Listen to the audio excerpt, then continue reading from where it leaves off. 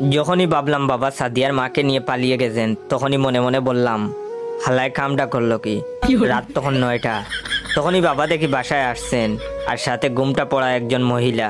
বাবা এসেই বললেন, জয়, তোমার আম্মুকে সালাম করো। এই যে সকালে বলছিলাম না তোমার জন্য জান্নাত আনতে যাচ্ছি, এই নাও তোমার আম্মু। ওনার পায়ের নিচেই তোমার বেহেশত। তোমার মা নাই এতদিন ধরে, তাই তুমি বেহেশত থেকে বঞ্চিত ছিলে। আমি রাগে সাদিয়াকে কল দিয়ে বললাম, এই একটু আমাদের বাসায় আসো তো, তোমার মা আমাদের বাসায়। তারপর সাদিয়া আমাদের বাসায় আসলো। সব শুনে সাদিয়া আমাকে বলল, ভাইয়া।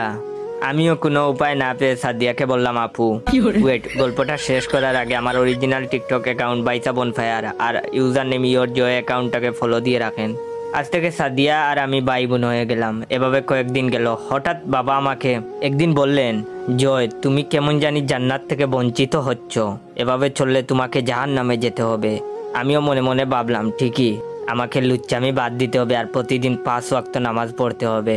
কিন্তু কে জানতো লুচ্চা বাপ এইবারও খসি একটা মেয়েকে বিয়ে করে আনছেন। আর এসে বলেন, বাবা, উনিও তোমার আম্মু, সালাম করো।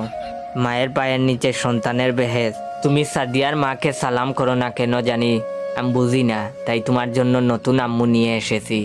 হঠাৎ মেয়েটার মাথার ঘুমটা পড়ে গেল। তখনই দেখি সে তো আমার এক্স। এবারও মনে মনে বললাম, হালায় কামটা করলো কি। যাই হোক, আল্লাহ আমার দোয়া কবুল করছেন। আমার এক্স যখন আমাকে ছেড়ে যায়, তখন দোয়া করছিলাম, আল্লাহ এর কপালে যেন বুইড়া একটা জামাই জুটে, যার চরিত্র